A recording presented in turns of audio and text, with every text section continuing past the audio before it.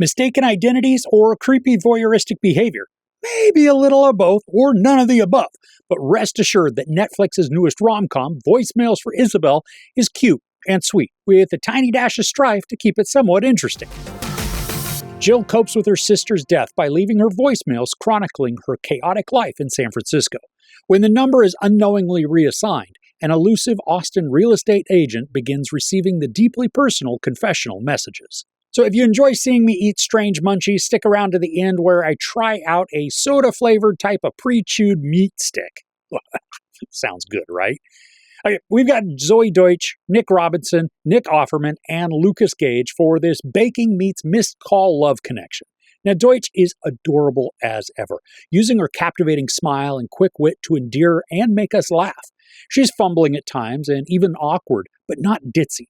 If you've ever seen Zombieland Double Tap, definitely give that a watch because Deutsch is a scene stealer with her character. But for this, she's convincing as this struggling fish-out-of-water baker who has moved from Texas to San Francisco. The flustered portrayal, along with her natural charisma, makes a character instantly likable and somebody that we want to cheer for.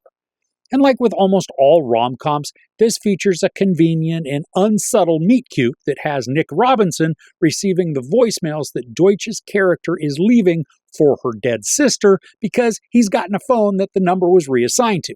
And then after listening to many of the phone calls, all of which are intimate and personal, Robinson begins to form this crush on a woman he's never seen or met or even spoken to. And it's kind of creepy, especially because he continues to listen even after he knows that the sister is dead. But then we wouldn't have the conflict for later in the plot that's certain to come, so that there are just enough complications to create friction that makes the eventual reuniting so much more special. Now, the trajectory for this entire story, it's note for note right out of the rom-com playbook. And because I am a sucker for these, especially when they're thoughtful, funny, and or heartfelt, this became an easy watch. But just because it was an easy watch doesn't mean that it had a unique or fresh vibe to the presentation. Beat for beat, this story plays out exactly as you'd expect. We get the background on Deutsch and her sister, showcasing how powerful and meaningful that relationship was, which then gives the rationale for the continued voicemail connections long after the sister has passed. Then we see the character struggling in her life as she attempts to move forward without her biggest cheerleader, meeting some quirky, abrasive, or sometimes fun characters along the way. And meanwhile, we watch Robinson's character struggle with his own happiness as he daydreams about the person whose voice that he's listening to, despite knowing the monster-sized invasion of privacy that he's committing. And all he needed to do was create a voicemail intro, and the next time Deutsch called, she'd know that it's not her sister's number anymore and not to leave any further personal conversations. But we can't have that. So the progression allows for Robinson to conveniently make his way to San Francisco, and then by happenstance, run into Deutsch and begin an acquaintance. What then follows are the requisite outings and conversations that quickly build a closeness between the duo, so their coupling is all but certain.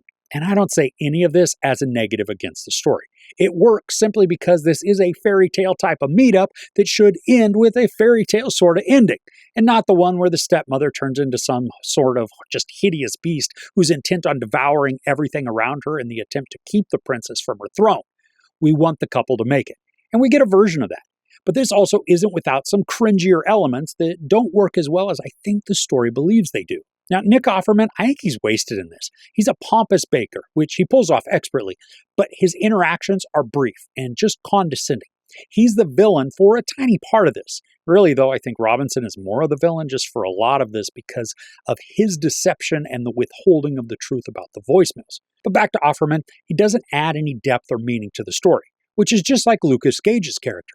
There's probably some offshoot storyline that can involve both Offerman and Gage and their ridiculous mustaches, but there are only annoyances within Deutsch's life that add to her stress and strife, but don't help to progress the story ahead in positive ways. And this is also too long for what we get.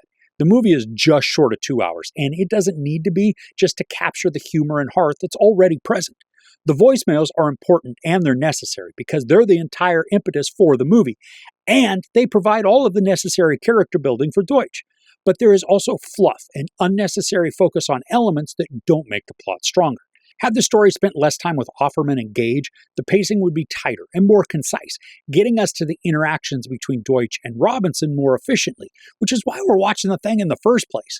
When they're on screen together, they click and they work. Their timing and banter come across as naturally sweet, creating this bond that's believable and something we want to see succeed.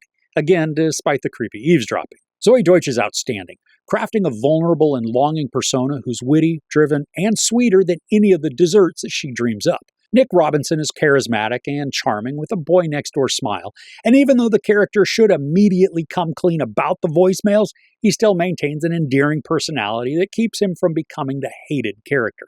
With obvious trajectories and safe storytelling, this isn't going to be the rom-com you race back to watch over and over again, but it does have enough heart to keep you entertained, even if you forget you saw it right after it's over. There's some sex, brief nudity, a lot of profanity, and some violence. I give Voicemails for Isabelle 3 out of 5 couches. Now, if you're a fan of obscure movie references and quotes, you're going to get a kick out of listening to Deutsch's monologues to her sister. They're filled with some gems. Okay, so a morality question here. If you were in the same situation and were receiving voicemails that were intended for somebody else, would you continue to listen to them, or would you let the sender know that they're not going to the intended recipient? Let me know in the comments below, and yes, I will be judging you for your answer. Okay, not really. Now, as promised, the Munchies. One of my kids bought me a Jack Link's Wild Dr. Pepper inspired snack stick. So let's see what this abomination is all about. Ooh, this is a meat stick here. That is off-putting. It's like pre-chewed meat inside a, I guess maybe sausage casing, so it looks like a mummified part of a penis, which just makes it even more appetizing. But let's see here. I'm just going to take a real bite. I love beef jerky. I'm not really a fan of these meat sticks because they are just, I mean, look at that. I don't taste Dr. Pepper at all. I taste weird meat combination that's entirely unpleasant. Maybe, oh, God, that's even worse. That's revolting.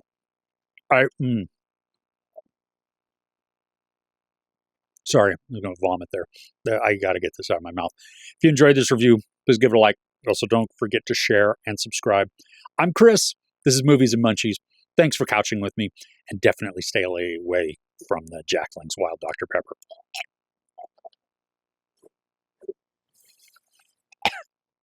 Oh, that's nasty.